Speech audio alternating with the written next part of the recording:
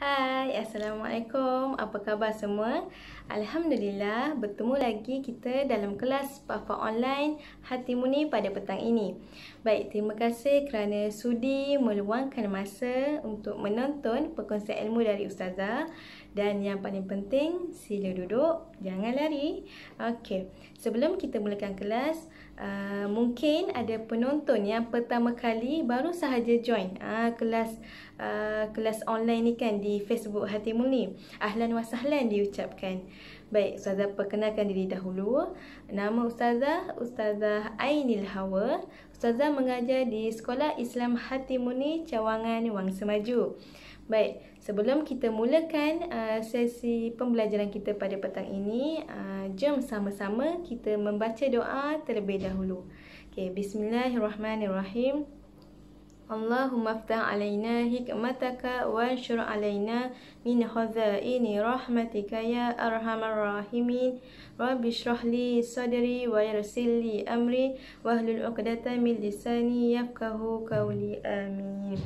Baik, tajuk hari ini yang kita akan fokus adalah perkara yang dilarang ketika berhadas. Okey, perkara yang dilarang ketika berhadas. Baik, pertama sekali, kalau kita tengok pada apa itu hadas. Hadas itu apa? Supaya kita ni jadi lebih jelas, lebih mudah, lebih faham. Kita masuk dahulu apa maksud hadas. Okey, hadas ni adalah sesuatu perkara yang kita tak nampak dengan mata kasar. Contoh, kalau najis kita nampak nanah, darah, bangkai dan sebagainya. Tetapi hadas ni dia adalah sesuatu perkara yang kita tak nampak dengan mata kasar. Dia dalam bentuk maknawi. Tak nampak dengan mata kasar, dan dia juga adalah kekotoran yang menghalang, yang menjadi penghalang sahnya ibadah kita. Baik, hadas ni kalau kita lihat dari dua sudut. Satu sudut ialah penyelesaiannya, satu sudut lagi kategori larangannya. Baik, dalam penyelesaiannya kita ada dua saja jalan. Okey, apa itu? Okey, untuk mengatasi dua masalah ini, pertama kita selesaikan dengan ambil wuduk. Selesailah hadas kita. Okey, yang kedua kita selesaikan dengan mandi wajib. Selesailah hadas kita. Baik, maka dengan itu dikatakan hadas kecil, hadas besar. Hadas kecil mengambil wuduk selesai. Hadas besar mandi wajib selesai. Bila digabungkan hadas-hadas ini, apakah yang dilarang oleh syarak sebenarnya? Baik, sebelum Ustazah fokus kepada tajuk kita, suka untuk Ustazah recall semula apa yang telah kita belajar pada Isnin lepas, yang dikongsikan oleh Ustazah Atira berkaitan dengan pengertian hadas besar dan sebab-sebab berlakunya hadas besar. Okey, kita tengok dulu. Maksud hadas besar ialah sesuatu keadaan yang mewajibkan seseorang mandi wajib jika hendak melakukan ibadah. Baik, apa sebab-sebab terjadinya hadas besar ini? Yang pertama, kita tengok. Yang pertama adalah keluar darah haid bagi perempuan. Yang kedua, bersetubuh. Yang ketiga, keluar mani bagi lelaki. Yang keempat, keluar darah wiladah, iaitu darah yang keluar ketika melahirkan anak. Yang kelima, keluar darah nifas, iaitu darah yang keluar selepas melahirkan anak. Yang keenam, mati selain mati syahid. Ada 6 sebab terjadinya hadas besar. Okey, sekarang ni kita nak tahu pula apa larangan-larangan ke atas orang yang berhadas. Okey, jom kita tengok. Masuk dekat slide yang pertama. Okey, pertama ialah solat. Solat fardu tak boleh, solat sunat tak boleh. Segala ibadah yang berbentuk solat. Sembahyang orang yang sedang berhadas adalah tidak sah. Apa hukumnya jika dilakukan dengan sengaja? Berdosa. Okey, jom kita tahu dahulu apa syarat sah solat. Syarat sah solat ada 5 perkara.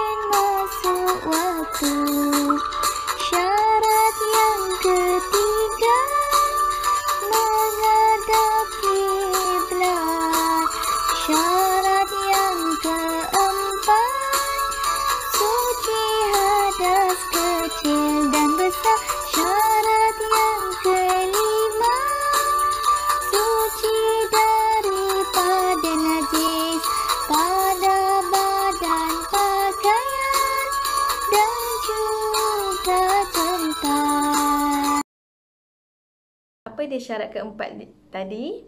Okey, suci daripada hadas kecil dan hadas besar.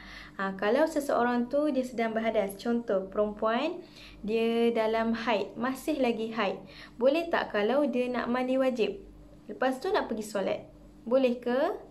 Jawapannya adalah tidak boleh. Selagi tak bersih, tak suci, tak boleh lakukan ibadah. Sebab masih dalam keadaan yang kita ni tidak suci lagi, masih tak suci lagi. So, kalau dah suci, dah bersih, dah hilang darah, baru boleh mandi wajib dan lakukan ibadah. Begitulah kedudukannya. Okey. Kita masuk pada slide yang kedua. Larangan yang kedua adalah berkaitan dengan Al-Quran. Sama ada menyentuh Al-Quran ataupun memegang Al-Quran, membawa Al-Quran atau membacanya. Kecuali kalau ayat tu ataupun surah tu kita dah lazim, kita dah biasa baca. Okey. Berdasarkan hadis Nabi, diingatkan kepada perempuan yang sedang haid, diingatkan kepada perempuan yang sedang haid tidak dibenarkan untuk memegang Al-Quran atau membaca Al-Quran kerana mereka ni dalam keadaan hadas besar. Bila dalam keadaan hadas besar ni, mereka ni tidak suci lah, keadaan diri kita ni tidak suci. Sebab apa tak boleh baca? Sebab ini bertujuan untuk memelihara kesucian ayat Al-Quran. Jelasnya semua? Walau bagaimanapun, ada satu keadaan bagi mereka yang penghafal Al-Quran ataupun kita kategori yang dah biasa, kita ni ada surah-surah tertentu yang kita dah hafal. Itu dibenarkan untuk membaca, untuk mengulangi semula hafalan itu. Sebab ayat atau surah tu kita dah lazim, kita dah biasa kan, kita dah hafal dah pun. Jadi bila kita ni dalam keadaan yang haid, kita dalam keadaan hadas besar, kita membaca tu dengan niat untuk mengulangi hafalan ataupun dengan niat berzikir. Berzikir, contoh macam surah Al-Mulk ke, surah ayat kursi, kita dah hafal. Jadi bila dalam keadaan haid, benda tu, ayat-ayat tu kita dah biasa sebut hari-hari. Jadi itu dibenarkan. Baik, masuk kepada larangan yang ketiga. Larangan yang ketiga adalah tawaf di Baitullah. Baitullah itu apa?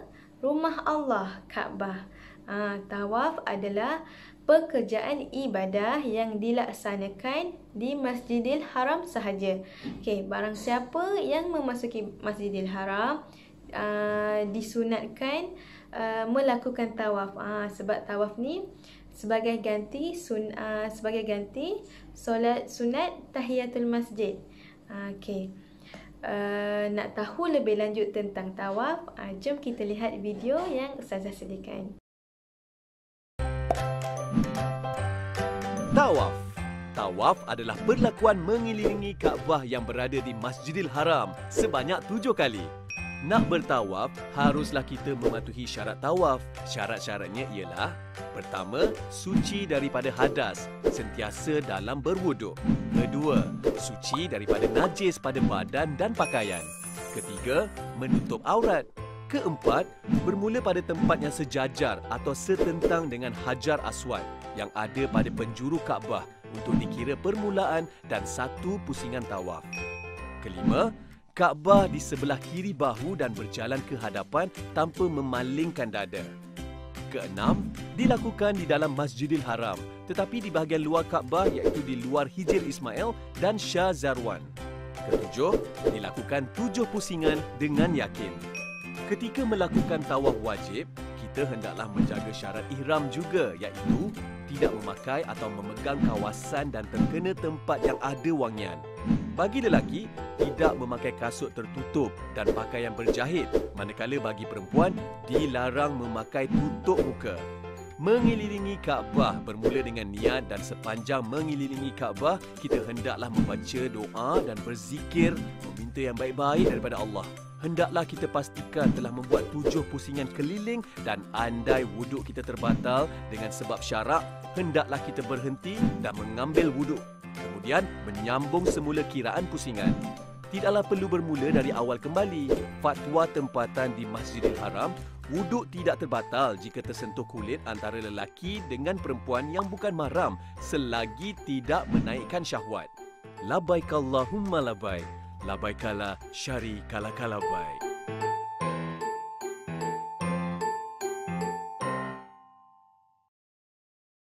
Pertama tadi adalah suci dari hadas. Orang yang sedang berhadas besar, contoh haid. Tuan-tuan bagi contoh yang kita senang faham, haid. Okey, tidak boleh melakukan tawaf sama ada tawaf wajib, iaitu tawaf fardu ataupun tawaf sunat. Tak boleh dia nak tunaikan tawaf, sebab tawaf tu kan seperti solat. Nabi kata at-tawaf bimanzilati solat. Tawaf itu seperti solat. Jadi bila dia dalam keadaan hadas besar tadi, contohnya apa? Ada 6 perkara yang tuan-tuan dah sebutkan tadi kan. Itulah bila mana keadaan seseorang tu dalam keadaan hadas besar, okey, antara salah satu larangan, dia tak boleh tawaf di Baitullah. Sebab apa? Tawaf tu seperti solat. Nabi pun dah kata at-tawaf bimanzilati solat. Tawaf itu seperti solat. Okey. Tawaf dalam keadaan hadas, tawaf dalam keadaan sedang berhadas adalah tidak sah. Jika dilakukan dengan sengaja, hukumnya berdosa. Macam solat tadi Ustazah dah terang. Okey. Larangan yang keempat ialah iktikaf di masjid. Okey, iktikaf tu apa? Iktikaf ialah duduk di dalam masjid dengan niat ibadah kepada Allah. Antara syarat iktikaf ialah suci dari hadas. Firman Allah Ta'ala, Bismillahirrahmanirrahim, wala junuban illa abiri sabilin hatta tagtasilu ilal akhir ayat. Artinya, dan tidak boleh masuk ke dalam masjid oleh orang yang junub. Okey, melainkan sekadar lalu sahaja sehinggalah kamu sekalian melakukan mandi. Surah An-Nisa ayat ke-43. Okey. Baik, yang dilarang dalam ayat ini ialah tak boleh masuk, duduk atau berhenti. Melainkan hanya sekadar lalu sahaja ataupun melintasi. Dan tidak berhenti lama di ruangan solat. Okey, sebab masjid itu tempat yang suci. Okey, jadinya orang yang berhadas besar, dia tidak boleh duduk lama di ruangan solat, tak boleh berhenti lama di ruangan solat. Di ruangan solat, melainkan hanya sekadar lalu ataupun melintasi sahaja ruangan solat tu. Tidak boleh sebab kita ni dalam keadaan yang tidak suci. Jadinya haram ke atas orang yang berhadas besar masuk ke dalam masjid. Tak boleh duduk di ruang solat sama ada dengan tujuan iktikaf atau menghadiri ceramah agama atau seumpamanya. Okey, jelas? Dan tidak haram pula ke atas orang yang berhadas besar jika lalu sahaja di dalam masjid dengan tujuan untuk melintasi, untuk sekadar lalu, untuk melintasi ataupun mengambil barang. Baik, alhamdulillah. Okey, apa contoh larangan, larangan-larangan ketika berhadas yang Ustazah sebutkan? Okey, antaranya adalah solat, sentuh Al-Quran, pegang Al-Quran, bawa Al-Quran atau membacanya. Okey, yang ketiga tawaf, yang keempat iktikaf. Okey, ini adalah antara larangan ketika berhadas besar. Ini larangan yang menjadi penghalang bagi mereka yang hendak melakukan solat. Okey, untuk keluar dari hadas besar ini, seseorang itu diwajibkan untuk mandi wajib. Selepas tu barulah boleh lakukan solat. Solat fardu boleh, solat sunat boleh. Dan perkara yang diharamkan. Apa perkara yang diharamkan tadi? Okay, lepas kita dah mandi wajib, lepas kita dah keluar daripada hadas besar ni, kita dah boleh solat, kita dah boleh tawaf, kita boleh pegang Al-Quran, kita boleh sentuh Al-Quran, kita boleh baca Al-Quran, dan kita juga boleh iktikaf di masjid. Baik, alhamdulillah, mudah-mudahan menjadi perhatian dan pencerahan kepada awak semua yang menonton. Okay, insya-Allah kita jaga kehormatan ni. Sebab kehormatan ni yang membezakan antara orang yang berhadas dan orang yang tidak berhadas. Wallahu a'lam bisawab. Ustazah sudahi dengan Assalamualaikum warahmatullahi wabarakatuh. Sehingga kita berjumpa lagi.